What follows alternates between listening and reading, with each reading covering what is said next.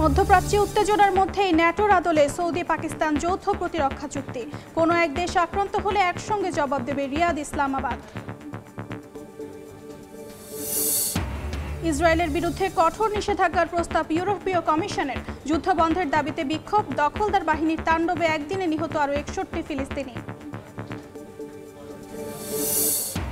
যুক্তরাষ্ট্রে আবারও বন্দুক সহিংসতা, এবার পেনসিলভেনিয়ায় গুলিতে 3 পুলিশ কর্মকর্তা নিহত। গুরুতর আহত 2 হামলাকারীর আত্মহত্যা, লকডাউন গোটা এলাকা।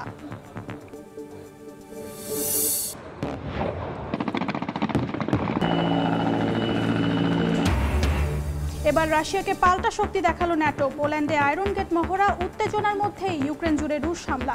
কিয়েভকে সামরিক সহায়তা দিচ্ছে ওয়াশিংটন। এবং রফতানির পর কলকাতার বাজারে বিক্রি শুরু পদ্মার ইলিশ। ক্রেতাদের উপচে পড়া ভিড়, নির্ধারিত সময়ের চেয়ে দেরিতে চালান যাওয়ায় নাখোশ ব্যবসায়ীরা।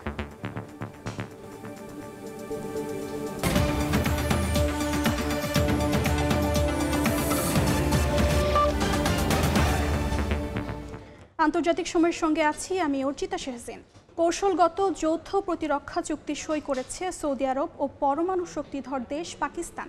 চুক্তি অনুযায়ী যে কোনো একটি দেশ আক্রান্ত হলে সেটিকে 2টি দেশের ওপর আগ্রাসন হিসেবে দেখবে রিয়াদ ও ইসলামাবাদ।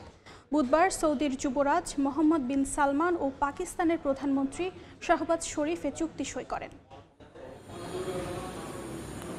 দুই দেশের কোনো একটি দেশ হামলার শিকার হলে যৌথভাবে জবাব দেবে সৌদি আরব ও পাকিস্তান। প্রতিরক্ষা সহযোগিতা বাড়ানো এবং যে কোনো আগ্রাসনের বিরুদ্ধে যৌথ প্রতিরোধ গড়ে তোলার লক্ষ্যে কৌশলগত যৌথ প্রতিরক্ষা চুক্তি সই করেছে সৌদি আরব ও পরমাণু শক্তিধর দেশ পাকিস্তান। চুক্তিতে বলা হয়েছে, কোনো একটি দেশের ওপর যে কোনো আগ্রাসনকে উভয় দেশের ওপর আগ্রাসন হিসেবে গণ্য করা হবে। স্থানীয় সময় বুধবার সৌদি আরবের রাজধানী রিয়াদে দেশটির যুবরাজ মোহাম্মদ বিন সালমান ও পাকিস্তানের প্রধানমন্ত্রী শাহবাজ শরীফ এই চুক্তিপত্র সই করেন বলে জানিয়েছে দুই দেশের সংবাদ মাধ্যম। এ সময় উপস্থিত ছিলেন পাকিস্তানের সেনাপ্রধান ফিল্ড মার্শাল আসিম মুনির, যাকে দেশটির সবচেয়ে ক্ষমতাধর ব্যক্তি হিসেবে বিবেচনা করা হয়।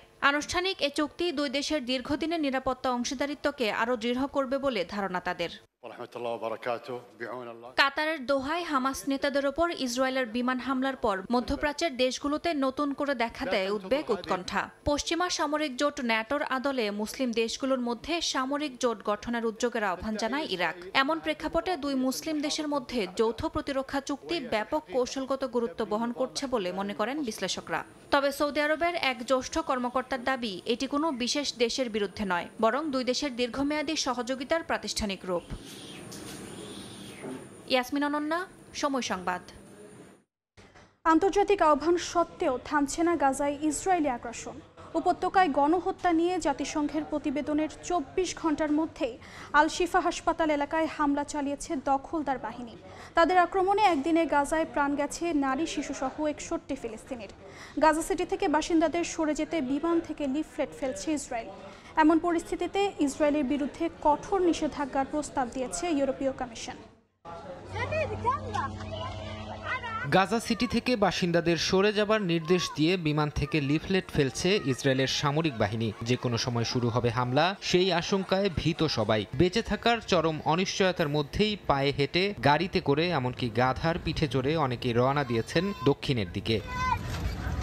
গাজায় আকাশ, স্থল ও নৌপথে একযোগে হামলা চালিয়ে যাচ্ছে দখলদার বাহিনী। বুধবারের হামলায় 7টি শরণার্থী ক্যাম্পসহ শহরের আবাসিক এলাকায় বহু বাড়ি ধ্বংস হয়েছে। স্থানীয় স্বাস্থ্য কর্তৃপক্ষ জানিয়েছে, একদিনে অর্ধশতাধিক ফিলিস্তিনি নিহত হয়েছেন, যাদের মধ্যে শিশু ও মহিলা রয়েছেন। যুদ্ধ শুরুর পর থেকে এ পর্যন্ত উপত্যকায় নিহত হয়েছেন 65,000-এর বেশি ফিলিস্তিনি, আহত 1.5 লাখের বেশি। ইসরায়েল গাজায় গণহত্যা চালিয়েছে জাতিসংঘের এমন প্রতিবেদন প্রকাশের 24 ঘন্টা যেতে না যেতেই উপত্যকার আল শিফা হাসপাতালের আশপাশে আক্রমণ করে ইসরায়েল। এতে নিহত হয় বেশ কয়েকজন। এটিকে যুদ্ধাপরাধ হিসেবে আখ্যা দিয়েছে হামাস। ইসরায়েলি আগ্রাসনের বিরুদ্ধে প্রতিক্রিয়া দেখাতে আন্তর্জাতিক সম্প্রদায়ের প্রতি আহ্বান জানিয়েছে সংস্থাটি। এমন পরিস্থিতিতে ইউরোপীয় কমিশন ইসরায়েলের বিরুদ্ধে গাজায় হামলার কারণে কঠোর নিষেধাজ্ঞার প্রস্তাব করেছে। এই প্রস্তাবনায় বাণিজ্য সম্পর্কিত কিছু সুযোগ স্থগিত করা, কঠোর শুল্ক আরোপ, 2 ইসরায়েলি মন্ত্রী ও 10 হামাস সদস্যের ওপর নিষেধাজ্ঞার বিষয়টি অন্তর্ভুক্ত রয়েছে। অন্যদিকে ফিলিস্তিনকে রাষ্ট্র হিসেবে স্বীকৃতি দেওয়ার ঘোষণা দিয়েছে লুক্সেমবার্গ। এদিকে গাজা যুদ্ধ বন্ধ ও সংঘাত থামানোর চুক্তির মাধ্যমে জিম্মিদের মুক্ত করার দাবিতে বিক্ষোভ চলছে ইসরায়েলে। বুধবার জেরুজালেমে বিক্ষোভে অংশ নেন অনেকে। এদিন নেতানিয়াহুর বাসভবনের বাইরেও প্রতিবাদ জানাতে জড়ো হন সাধারণ ইসরায়েলিরা। ফারহাদ চৌধুরী, সময় সংবাদ। যুক্তরাষ্ট্রের পেনসিলভেনিয়ায় বন্দুক হামলায় ৩ পুলিশ কর্মকর্তা নিহত হয়েছেন। গুরুতর আহত হয়েছেন আরও 2 জন। মঙ্গলবার স্থানীয় সময় দুপুরে ইয়র্ক কাউন্টিতে এই ঘটনা ঘটে। হামলাকারী পরে নিজেও আত্মহত্যা করে। যুক্তরাষ্ট্র থেকে হাসানুজ্জামান সাকির রিপোর্ট। যুক্তরাষ্ট্রে আবারও বন্দুক সহিংসতার ঘটনা ঘটেছে। এবার পেনসিলভেনিয়া অঙ্গরাজ্যের ইয়র্ক কাউন্টিতে এক অস্ত্রধারীর এলোপাতারি গুলিতে নিহত হয়েছেন কয়েকজন পুলিশ কর্মকর্তা। পুলিশ জানায়, স্থানীয় সময় দুপুর 2:10 দিকে ফোন কল পেয়ে আইন শৃঙ্খলা রক্ষা বাহিনী ও জরুরি বিভাগের কর্মীরা ঘটনাস্থলে পৌঁছায়। সেখানে গিয়ে 5 পুলিশ সদস্যকে গুলিবিদ্ধ অবস্থায় দেখতে পান তারা। উদ্ধার করে হাসপাতালে নেওয়া হলে চিকিৎসকেরা কয়েকজনকে মৃত ঘোষণা করেন। গুরুতর আহত অপর পুলিশ সদস্যদের অবস্থা আশঙ্কাজনক। আইন শৃঙ্খলা বাহিনীর তথ্য অনুযায়ী মঙ্গলবার দুপুরের পর পেনসিলভেনিয়ার 115 মাইল পশ্চিমে মেরিল্যান্ডের কাছে নর্থ কোডোরাস টাউনশিপ এলাকায় এক ব্যক্তিকে আদালতের একটি পরোয়ানা দিতে যায় পুলিশ। এ সময় পুলিশের উপস্থিতি টের পেয়ে ওই ব্যক্তি অনবরত তাদের উপর গুলি চালাতে থাকে। পরে হামলাকারী নিজেও গুলি চালিয়ে আত্মহত্যা করে। স্থানীয় এক বাসিন্দা জানান, তিনি অন্তত 30 রাউন্ড গুলির শব্দ শুনেছেন। এ ধরনের সহিংসতা কোনোভাবেই গ্রহণযোগ্য নয়। আমাদের সমাজ হিসেবে আরো ভালো করতে হবে। যারা মনে করে বন্দুক তুলে নেওয়া বা অস্ত্র হাতে নেওয়াই বিরোধ মেটানোর উপায়, তাদের পাশে দাঁড়াতে হবে। ঘটনার পর মেক্সিকান অভিবাসী অধ্যুষিত ওই এলাকা লকডাউন করে দেয় আইন শৃঙ্খলা বাহিনী। এতে স্থানীয় বাসিন্দাদের মধ্যে আতঙ্ক বিরাজ করছে। ফিলাডেলফিয়ার মেক্সিকো কনসুলেট সামাজিক যোগাযোগ মাধ্যমে এক পোস্টে জানিয়েছে, তারা ঘটনাটি পর্যবেক্ষণ করছে এবং মেক্সিকান বাসিন্দাদের সতর্ক থাকার পরামর্শ দিয়েছে। পুলিশ ঘটনা অনুসন্ধানে তদন্ত শুরু করেছে। হাসানুজ্জামান সাকি, সময় সংবাদ, যুক্তরাষ্ট্র। মিত্র দেশগুলোকে নিয়ে রাশিয়ার যৌথ মহড়ার জবাবে শক্তি দেখালো ন্যাটো। পোল্যান্ডে আয়রন গেট নামের মহড়া চালানো হয়েছে। দাবি করা হচ্ছে, মহড়ার লক্ষ্য পূর্ব দিক থেকে সম্ভাব্য আক্রমণ মোকাবিলার প্রস্তুতি নিশ্চিত করা। এদিকে ন্যাটোর সঙ্গে উত্তেজনার মধ্যেই ইউক্রেন জুড়ে হামলা চালিয়ে যাচ্ছে রাশিয়া। কিয়েভের দাবি, চলতি মাসে এ পর্যন্ত 3,500 ড্রোন ও প্রায় 200 রকেট হামলা চালিয়েছে রুশ সেনারা। এমন পরিস্থিতিতে ইউক্রেনে নতুন সামরিক সহায়তা পাঠাচ্ছে যুক্তরাষ্ট্র। রাশিয়া, বেলারুশ সহ মিত্র কয়েকটি দেশের যৌথ মহড়ার জবাবে শক্তি প্রদর্শন করেছে ন্যাটো। বুধবার পোল্যান্ডে আয়রন গেট নামে সামরিক মহড়ায় অংশ নেয় অত্যাধুনিক সব ট্যাঙ্ক, হেলিকপ্টার ও যুদ্ধ বিমান। পোল্যান্ডের সামরিক বাহিনী জানিয়েছে, মহড়ার লক্ষ্য পূর্ব দিক থেকে সম্ভাব্য আক্রমণ মোকাবিলার প্রস্তুতি নিশ্চিত করা। আয়রন গেট মহড়ায় পোল্যান্ডের পাশাপাশি মিত্র দেশগুলোর সেনারাও অংশগ্রহণ করেছে। মহড়াটি আয়রন ডিফেন্ডার নামের সিরিজ মহড়ার অংশ হিসেবে আয়োজিত হয়। ন্যাটোর সঙ্গে উত্তেজনার মধ্যেই ইউক্রেন জুড়ে হামলার মাত্রা দিন দিন বাড়িয়ে চলেছে রাশিয়া। জাপোরিজিয়া, মাইকোলাইভ, সুমি অঞ্চলে পুতিন বাহিনীর হামলা অব্যাহত আছে। বুধবার তাদের আক্রমণে কয়েকজন হতাহতের খবর পাওয়া গেছে। কিয়েভের দাবি, চলতি মাসে এ পর্যন্ত 3,500 ড্রোন ও প্রায় 200 রকেট হামলা চালিয়েছে রাশিয়া। পাল্টা আঘাত হানছে ইউক্রেনও। রাশিয়ার জ্বালানি স্থাপনা লক্ষ্য করে জেলেনস্কি বাহিনী হামলা চালিয়ে যাচ্ছে। এতে বিভিন্ন গ্যাস ক্ষেত্রে বিস্ফোরণ ও আগুন লাগার ঘটনা ঘটছে। তবে এখন পর্যন্ত ক্ষয়ক্ষতি কিংবা হতাহতের খবর পাওয়া যায়নি। রাশিয়ার রাষ্ট্রায়ত্ত তেল পাইপলাইন প্রতিষ্ঠান সতর্ক করে বলেছে, বাড়তে থাকা হামলার কারণে উৎপাদন কমাতে হতে পারে। এমন পরিস্থিতিতে ইউক্রেনে নতুন সামরিক সহায়তা পাঠাচ্ছে যুক্তরাষ্ট্র। $500 মিলিয়ন দুটি প্যাকেজের মধ্যে প্যাট্রিয়ট আকাশ প্রতিরক্ষা ব্যবস্থা ও হিমার্স রকেট অন্তর্ভুক্ত আছে বলে জানিয়েছেন ইউক্রেনের প্রেসিডেন্ট ভলোদিমির জেলেনস্কি। তিনি আরও নিশ্চিত করেন, ন্যাটো নেতৃত্বাধীন সমন্বিত তহবিলের মাধ্যমে এরই মধ্যে $2 বিলিয়ন অর্থায়ন করা হয়েছে। অক্টোবরের মধ্যে এই তহবিল $3.5 বিলিয়ন পৌঁছানোর আশা করা হচ্ছে। এই অর্থ দিয়ে মার্কিন অস্ত্র কেনার পরিকল্পনা আছে কিয়েভের। ফারহাদ চৌধুরী, সময় সংবাদ। কলকাতার বাজারে উঠতে শুরু করেছে বাংলাদেশের ইলিশ। সকালে শহরের সবচেয়ে বড় মাছের বাজার হাওড়া ফিশ মার্কেটের আড়ত থেকে পাইকারি বিক্রি শুরু হয়। দুপুরের মধ্যেই ইলিশ পৌঁছে যায় কলকাতা ও শহরতলির বাজারে। বিস্তারিত জানাচ্ছেন সুব্রত আচার্য, ছবি তুলেছেন বিশ্বজিৎ দাস। এভাবেই হাওড়া ফিশ মার্কেটে শ্রমিকরা কাঁধে করে পদ্মার ইলিশ ভর্তি কার্টুন নিয়ে যাচ্ছেন আড়তে। বাজারে প্রথম চালান পৌঁছানোর খবরে উৎসুক ক্রেতাদের ভিড়ও চোখে পড়ার মতো। প্রতি বছর দুর্গাপুজোর আগে পশ্চিমবঙ্গ ও ত্রিপুরায় ইলিশের চাহিদা তুঙ্গে পৌঁছায়। স্থানীয় যোগান সেই চাহিদা মেটাতে ব্যর্থ হওয়ায় ভারতের ব্যবসায়ীদের প্রতিবেশী বাংলাদেশ সরকারের দ্বারস্থ হতে হয়। তবে এবার নির্ধারিত সময়ের চেয়ে দেরিতে চালান ঢোকার কারণে ব্যবসায়ীরা মনে করছেন পূজার বাজারে তারা প্রত্যাশিত মুনাফা পাবেন না। এই বাংলাদেশ ঢুকেছে, খুব আনন্দ পেয়েছি, এই জন্য ছুটে এসেছি। এসে দেখছে অতিরিক্ত দাম, অনেক লেটে ঘুরতেছে আর দাম भी অনেক ज़्यादा হচ্ছে। ডিমান্ড সব সময় বাংলাদেশ ইলিশের আছে, কিন্তু যদি রেটটা হাই হয় তাহলে তো একটা শ্রেণীর লোকেরাই মাছ খেতে পারে, সবাই তো আর খেতে পায় না। এবছর বাংলাদেশের অন্তর্বর্তীকালীন সরকার ভারতীয় ব্যবসায়ীদের জন্য 1200 টন ইলিশ রপ্তানির অনুমতি দিয়েছে। বুধবার রাতে পেট্রাপোল সীমান্ত দিয়ে 10টি ট্রাকে 35 টন ইলিশ ঢোকে ভারতে। বৃহস্পতিবার সেই চালান পৌঁছেছে হাওড়ার আড়তগুলিতে। আগামী 5 অক্টোবর পর্যন্ত চলবে ইলিশের এই আমদানি। সুব্রত আচার্য, সময় সংবাদ, কলকাতা। যান্ত্রিক ত্রুটির কারণে দুবাই আন্তর্জাতিক বিমানবন্দরে 38 ঘন্টা ধরে আটকে আছে বাংলাদেশ বিমানের BG248 ফ্লাইট। বিমানটি আটকে পড়ায় 178 জন যাত্রী চরম ভোগান্তিতে পড়েছেন। কবে নাগাদ বিমানের ত্রুটি সারবে এ বিষয়ে নিশ্চিত কিছু জানাতে পারেননি বিমান কর্তৃপক্ষ। বোয়িং 7878 মডেলের এই উড়োজাহাজটি দুবাই থেকে সিলেট হয়ে 178 জন যাত্রী নিয়ে ঢাকায় পৌঁছানোর কথা ছিল। বুধবার রাতে ত্রুটি সারানোর জন্য বাংলাদেশ থেকে যন্ত্রাংশ নিয়ে যাওয়ার পর পুনরায় যাত্রীদের এয়ারপোর্টে নেওয়া হয়। বৃহস্পতিবার সকাল 7টা পর্যন্ত কোনো সুরাহা না হয় আবারও 138 জন যাত্রীকে দুবাই বিমানবন্দর থেকে হোটেলে ফিরিয়ে নেওয়া হয়। নেপালের অন্তর্বর্তী সরকারের সামনে এখন পাহাড় সম চ্যালেঞ্জ। আগামী নির্বাচন আয়োজন থেকে শুরু করে আন্তর্জাতিক সমর্থন আদায়, ভেঙে পড়া অর্থনীতি পুনর্গঠন, বিদেশি শক্তির প্রভাব সমালোচনা, নতুন পররাষ্ট্রনীতি গড়ে তোলা, সবকিছু মিলিয়ে এই সময়টা নেপালের জন্য কঠিন পরীক্ষার। নেপালে তরুণদের আন্দোলনের পর পতন ঘটে কেপি শর্মা ওলির সরকারের। 2 দিনের বিক্ষোভে ভেঙে পড়ে প্রশাসনিক কাঠামো, ভাঙচুর হয় শত শত স্থাপনা। এরপর অন্তর্বর্তী সরকারের প্রধানমন্ত্রীর দায়িত্ব নেন সাবেক প্রধান বিচারপতি সুশীলা কার্কি। তবে তার সামনে আছে পাহাড় সম চ্যালেঞ্জ। রাজনৈতিক বিশ্লেষকরা বলছেন আগামী নির্বাচন আয়োজনই হবে এই সরকারের প্রথম চ্যালেঞ্জ। তবে তার চেয়েও গুরুত্বপূর্ণ কাজ হবে চীন, ভারত, যুক্তরাষ্ট্র, ইউরোপীয় ইউনিয়ন, জাপান এবং কোরিয়ার সমর্থন নিশ্চিত করা। নিরপেক্ষ ও বিশ্বাসযোগ্য ভোট আয়োজনের জন্য আন্তর্জাতিক সমর্থন এখন অপরিহার্য। একই সঙ্গে দেশ পুনর্গঠনের জন্য বিদেশি সহায়তা টানাও বড় পরীক্ষা হবে নেপালের অন্তর্বর্তী সরকারের জন্য। পররাষ্ট্রনীতিতে অতীতের ভুলের দিকেও নজর দিচ্ছেন বিশ্লেষকরা। বৈশ্বিক প্রেক্ষাপট সঠিকভাবে না বুঝতে পারা নেপালকে বিপদে ফেলেছে বলে মনে করছেন অনেকে। বিদেশি শক্তির কূটনৈতিক আচরণ ও দৃষ্টিভঙ্গি অনুধাবন করতে না পারাই বর্তমান জটিল পরিস্থিতির মূল কারণ হিসেবে দেখা হচ্ছে। ফলে নতুন পররাষ্ট্রনীতিকে গুরুত্ব দেয়া অন্তর্বর্তী সরকারের অন্যতম কাজ হবে বলে পরামর্শ বিশ্লেষকদের।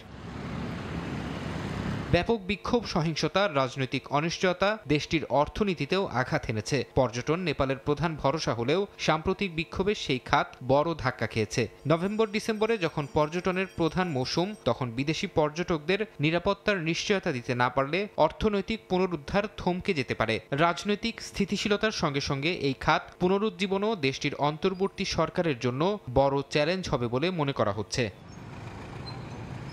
ফরহাদ চৌধুরী, সময় সংবাদ। বৈষম্যমূলক অভিবাসন নীতি ও অভিবাসীদের মানবিক অধিকারের দাবিতে পর্তুগালে পার্লামেন্টের সামনে বিক্ষোভ হয়েছে। এতে স্থানীয়দের পাশাপাশি অংশ নেন প্রবাসী বাংলাদেশিরা। লিসবন থেকে তারিকুল হাসান আশিকের রিপোর্টে বিস্তারিত। বুধবার স্থানীয় সময় দুপুরে অভিবাসীদের প্রতি নানা বৈষম্য ও অন্যায়ের প্রতিবাদের পাশাপাশি মানবিক নানা দাবি নিয়ে পর্তুগালের পার্লামেন্টের সামনে জড়ো হন দেশটিতে বসবাসরত হাজারো অভিবাসী। অভিবাসীরা অপরাধী না বা সবার জন্য ডকুমেন্টস এমন নানা স্লোগানে মুখর হয়ে ওঠে পুরো এলাকা। বর্ণ বৈষম্য ও সেবা নিতে গিয়ে নানা ক্ষেত্রে হয়রানির অভিযোগ করেন বিক্ষোভে অংশগ্রহণকারীরা। কোনো ফৌজদারি অপরাধ না থাকলেও সেনজেন ইনফরমেশন সিস্টেমে থাকা অন্যান্য দেশের সাধারণ অ্যালার্ট বা নিষেধাজ্ঞার কারণে রেসিডেন্স পারমিট না দিয়ে গ্রেপ্তার ও দেশ থেকে বিধিনিষেধের কড়া সমালোচনা করেন অভিবাসী নেতারা। এমন পরিস্থিতিতে রেসিডেন্স কার্ড ইস্যুর ক্ষেত্রে পর্তুগালের প্রচলিত আইনের বিভিন্ন ধারাও তুলে ধরেন তারা। অভিবাসীদের অধিকার নিয়ে কাজ করা সংগঠন সলিডারিটি ইমিগ্রেন্টের আহ্বানে সাড়া দিয়ে সমাবেশে অংশ নেন প্রবাসী বাংলাদেশিরাও। আমরা এদেশে ট্যাক্স প্রদান করে এদেশে উন্নয়নে সহযোগিতা করে থাকি। পর্তুগালে বর্তমান যে পরিস্থিতি খুবই ভয়ানক। আমরা চাই আমাদের সাথে যেন কোনো বৈষম্যতা করা না হয়। পর্তুগালে বসবাস করা সকল দেশের প্রবাসীদের মানবিক মর্যাদা এবং অধিকার আদায়ের লক্ষ্যে আমরা বাংলাদেশিদের পক্ষে আজকে রাজপথে বিক্ষোভে অংশগ্রহণ করেছি। অভিবাসীদের সাথে সংহতি জানিয়ে সমাবেশে অংশ নেন পর্তুগিজরাও। এখনো পর্তুগালে অভিবাসী প্রয়োজন উল্লেখ করে সরকারকে তাদের প্রতি আন্তরিক হবার আহ্বান জানান তারা। আমরা অভিবাসীদের দাবিগুলোর সঙ্গে একাত্মতা প্রকাশ করছি। অভিবাসীরা এখানে কাজ করছে, অর্থনীতিতে গুরুত্বপূর্ণ ভূমিকা রাখছে। তাদের প্রতি বৈষম্য বা অন্যায়ভাবে গ্রেপ্তার অথবা হয়রানিকে আমি প্রহসনমূলক মনে করি। আমাদের রাজনৈতিক দলগুলোর উচিত যারা এদেশের আইনে কোনো অপরাধ করেনি বা এদেশ গঠনে কাজ করছে তাদের বসবাসের সুন্দর পরিবেশ তৈরি করে দেয়া। সিস অ্যালার্ট থাকায় সাম্প্রতিক সময়ে প্রক্রিয়াধীন থাকা বেশ কিছু অভিবাসীদের রেসিডেন্স পারমিট না দিয়ে তাদের প্রসেস বাতিল করে দেশ থেকে নোটিশ বা গ্রেপ্তারও করেছে পর্তুগালের অভিবাসন সংস্থা আইমা। এমনকি রেসিডেন্স পারমিট রিনিউ করতে গিয়েও একই পরিস্থিতির মুখোমুখি হচ্ছেন অভিবাসীরা।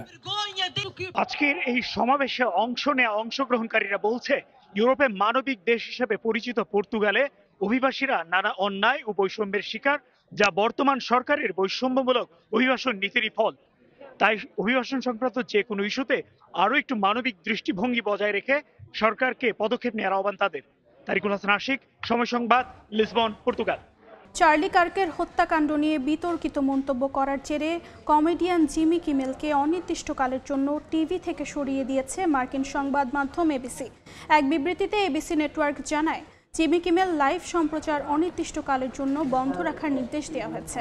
গত সোমবার টক শোতে কিমেল বলেন, চার্লি কার্কের হত্যা ঘটনায় রাজনৈতিক ফায়দা হাসিলের জন্য ব্যবহার করছে মেগানরা। তিনি কার্কের সম্মানে যুক্তরাষ্ট্রের জাতীয় পতাকা অর্ধনমিত রাখার সমালোচনাও করেন। এমনকি ট্রাম্পের শোক প্রকাশের ধরন নিয়েও কটাক্ষ করেন। টেলিভিশনে তার ওই মন্তব্যের কঠোর সমালোচনা করেন ট্রাম্প।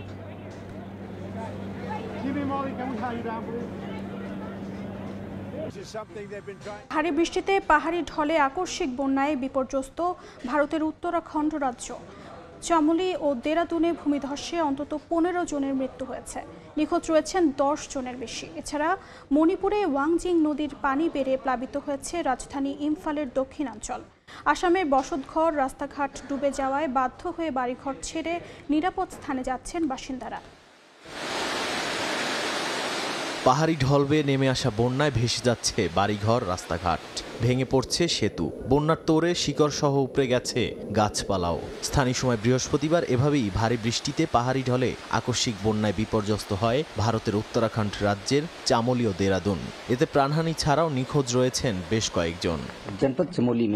চামোলি জেলার নন্দগড় ঘাটে বেশ কিছু বাড়িঘর ক্ষয়ক্ষতি হয়েছে। কুন্ত্রি ও লাঙ্গাফালি এই দুটি গ্রামেই বেশি ক্ষতি হয়েছে। উদ্ধারকারী দল এর মধ্যেই সহায়তা নিয়ে পৌঁছেছে। উদ্ধার কার্যক্রমও চলছে সমানতালে। আরও বেশ কয়েকটি দল সেখানে যাচ্ছে।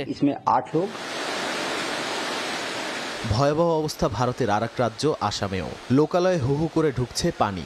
ধানসিঁড়ি নদীর পানি বেড়ে ডুবেছে গ্রামের পর গ্রাম, তলিয়েছে বসতঘর, রাস্তাঘাট ও ফসলি জমি। বাধ্য হয়ে বাড়িঘর ছেড়ে নিরাপদ স্থানে চলে যেতে হচ্ছে বাসিন্দাদের।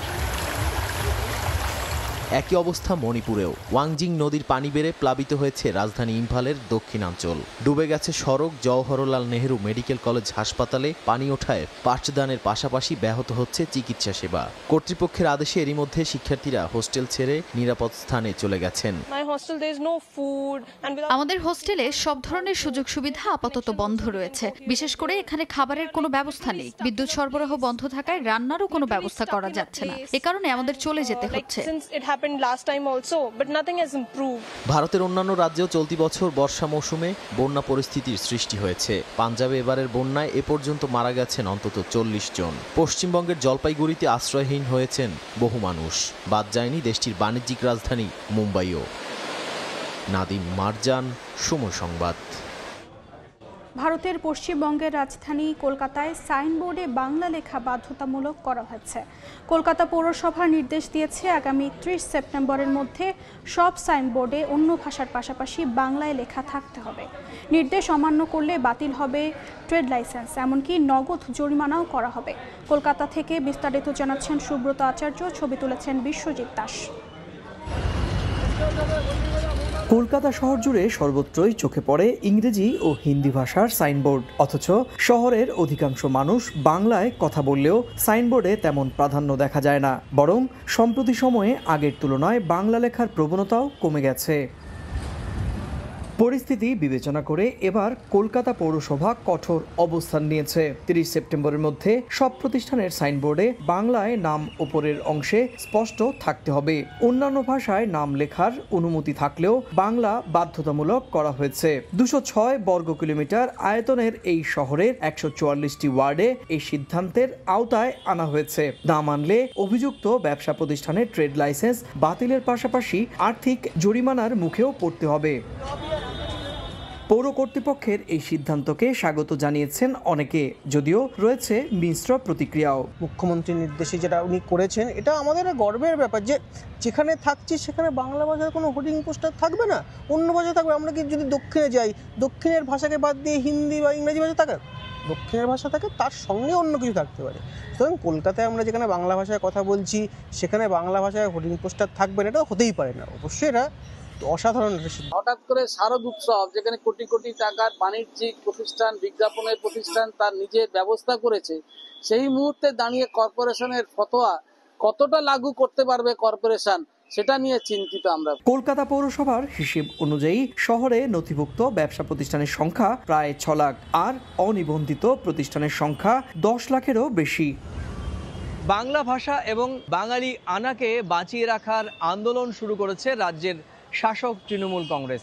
জুলাই মাস থেকে অব্যাহত এই আন্দোলনের অংশ হিসেবেই কলকাতা কর্পোরেশন কলকাতার সমস্ত সাইনবোর্ড বাংলায় লেখা বাধ্যতামূলক করার এই সিদ্ধান্তকে কলকাতাবাসী দেখছেন ইতিবাচক দৃষ্টিতে। কলকাতা পৌর সংস্থার সামনে থেকে সুব্রত আচার্য, সময় সংবাদ। ভারতের দক্ষিণাঞ্চলীয় কেরালা রাজ্যে ছড়িয়ে পড়েছে মগজ খেকো অ্যামিবার সংক্রমণ। এখন পর্যন্ত মারা গেছেন 19 জন। ভারতীয় গণমাধ্যম এনডিটিভির এক প্রতিবেদন অনুযায়ী রোগটিতে আক্রান্ত হয়েছেন 75 জন। এদের মধ্যে কয়েক মাসের শিশু থেকে শুরু করে বৃদ্ধ রয়েছেন। কেরালার স্বাস্থ্য বিভাগ জানায় নিগলেরিয়া ফাউলেরি নামের এক অণুজীব এই রোগের কারণ, যা মস্তিষ্কের ঢুকে স্নায়ুতন্ত্র আক্রমণ এবং টিস্যু ধ্বংস করে ফেলে। পুকুর, হ্রদ বা জলাশয়ের পানিতে সাঁতার কাটা বা গোসলের সময় নাক দিয়ে এই জীবাণু প্রবেশ করে। 2016 সালে রাজ্যটিতে প্রথম এই রোগ শনাক্ত হয়।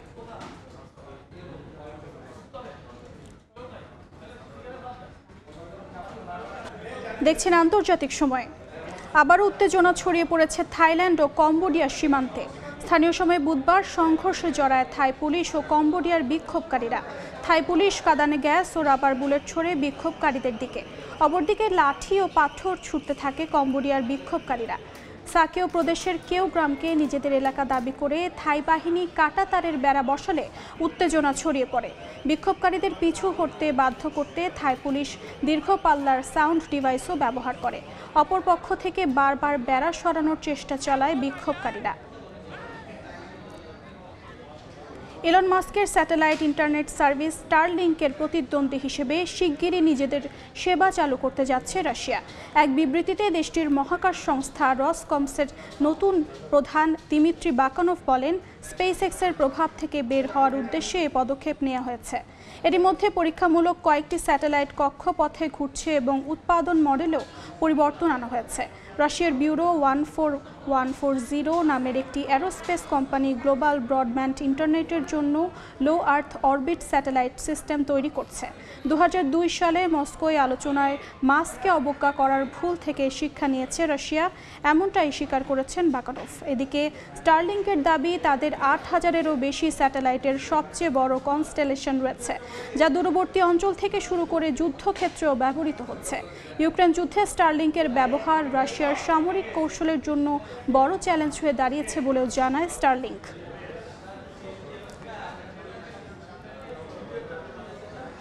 দেখছেন আন্তর্জাতিক সময়। শাহরুখ খানের ছেলে আরিয়ান খানের পরিচালনায় প্রথম সিরিজ ব্যাডস অফ বলিউডের প্রিমিয়ার শো ঘিরে জমকালো আয়োজন হয়ে গেল। এতে উপস্থিত ছিলেন বলিউডের শীর্ষ তারকা থেকে শুরু করে আম্বানি পরিবারের সদস্যরাও। মুম্বাইয়ে বলিউডে যেন নতুন জ্যোতির দেখা মিলল। বলিউড কাঁপানো শাহরুখ খানের ছেলে যেন তারই ধারাবাহিকতায় অবতার করল বলিউডে। স্থানীয় সময় বুধবার তার পরিচালিত প্রথম সিনেমা ব্যাডস অফ বলিউডের প্রিমিয়ার শো এর আয়োজন করা হয়। প্রিমিয়ারে উপস্থিত ছিলেন শাহরুখ খান, গৌরী খান ও তাদের সন্তান সোহানা, আবরাম ও আরিয়ান খান। রেড রিলিজ এন্টারটেইনমেন্টের ব্যানারে নির্মিত এই চলচ্চিত্রে অভিনয় করেছেন ববি দেওল, মনোজ পাহোয়া ও সাহের বম্বা। বলিউড তারকাদের ভিড়ে প্রিমিয়ার রূপ নেয় এক বড়সড় উৎসবে। রণবীর কাপুর, আলিয়া ভাট, কাজল ও অজয় দেবগন সহ বহু জাদুকরী মুহূর্তের সাক্ষী হন ফটোগ্রাফারদের ক্যামেরা। উপস্থিত ছিলেন অনন্যা পান্ডে, তামান্না ভাটিয়া সহ বলিউডের নামিদামি সব তারকা।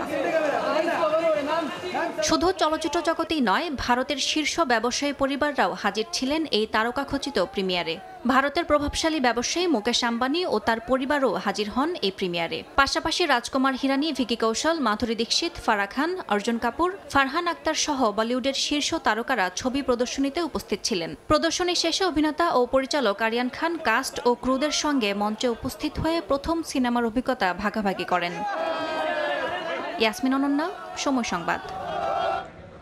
উইন্ডসর ক্যাসেলে রাজকীয় ভোজে মার্কিন প্রেসিডেন্ট ডোনাল্ড ট্রাম্প ও ফার্স্ট লেডি মেলানিয়াকে আতিথ্য দিলেন রাজা তৃতীয় চার্লস। ঐতিহাসিক সেন্ট জর্জেস হলের এই আয়োজনে কূটনীতি, খাবার, ঐতিহ্য ও সঙ্গীত আর আভিজাত্য এক সুতোয় বাঁধা পড়েছে। উপস্থিত ছিলেন রাজপরিবারের সদস্যসহ বিশ্বের 160 জন গণ্যমান্য ব্যক্তি।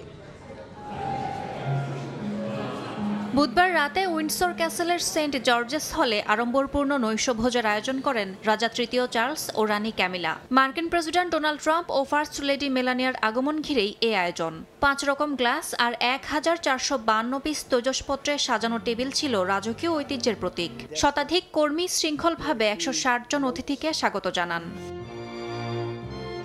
খাবারের মেনুতে ছিল হ্যাম্পশায়ারের ওয়াটারক্রেস পানাকটার সঙ্গে পারমেজান শর্টব্রেড ও কোয়েল পাখির ডিমের সালাদ।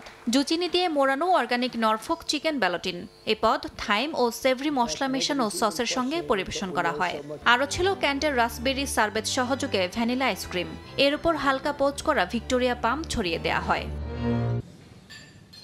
ট্রাম্প মেলানিয়া দম্পতি ছাড়াও রাজকীয় এ নৈশভোজে ছিলেন ট্রাম্প কন্যা টিফানি, ছিলেন প্রিন্স অফ ওয়েলস উইলিয়াম ও princess of Wales Kate Middleton, ছিলেন রাজা তৃতীয় চার্লসের বোন প্রিন্সেস অ্যান। এছাড়া উপস্থিত ছিলেন যুক্তরাজ্যের প্রধানমন্ত্রী কিয়ার স্টারমার, যুক্তরাষ্ট্রের পররাষ্ট্রমন্ত্রী মার্কো রুবিও, লন্ডনে যুক্তরাষ্ট্রের রাষ্ট্রদূত ওয়ারেন স্টিফেন্স, প্রেসিডেন্ট ট্রাম্পের বিশেষ দূত স্টিভ উইটকফ, এছাড়াও অ্যাপলের প্রধান নির্বাহী টিম কুক, ওপেন এআই এর প্রধান নির্বাহী স্যাম অল্টম্যান, ব্ল্যাকস্টোনের প্রধান নির্বাহী Stephen Schwarzman, media mogul Rupert Murdoch রাজকীয় এ নৈশভোজে অংশ নেন। ক্রীড়া জগৎ থেকে উপস্থিত ছিলেন কয়েকজন খ্যাতিমান ব্যক্তিত্ব, তবে হলিউড কিংবা লন্ডনের মিডিয়া অঙ্গনের তারকাদের এ আয়োজনে দেখা যায়নি। এর আগে প্রাসাদে ট্রাম্পকে দেওয়া হয় বিরল সংবর্ধনা। লাল গালিচা, অশ্বারোহী বাহিনীর প্রদর্শনী, 41 তোপধ্বনি ও 1300 সেনার অংশগ্রহণ ছিল এর অংশ। ইয়াসমিন অনন্যা, সময় সংবাদ। আন্তর্জাতিক সময়ের শীর্ষ সংবাদগুলো জানিয়ে দিচ্ছি আরেকবার। মধ্যপ্রাচ্যে উত্তেজনার মধ্যেই ন্যাটোর আদলে সৌদি পাকিস্তান যৌথ প্রতিরক্ষা চুক্তি। কোনো এক দেশ আক্রান্ত হলে একসঙ্গে জবাব দেবে রিয়াদ, ইসলামাবাদ। ইসরায়েলের বিরুদ্ধে কঠোর নিষেধাজ্ঞার প্রস্তাব ইউরোপীয় কমিশনের। যুদ্ধবন্ধের দাবিতে বিক্ষোভ, দখলদার বাহিনীর তাণ্ডবে একদিনে নিহত আরও 61 ফিলিস্তিনি। এবং যুক্তরাষ্ট্রে আবারও বন্দুক সহিংসতা, এবার পেনসিলভেনিয়ায় গুলিতে 3 পুলিশ কর্মকর্তা নিহত, গুরুতর আহত 2, হামলাকারীর আত্মহত্যা, লকডাউনে গোটা এলাকা।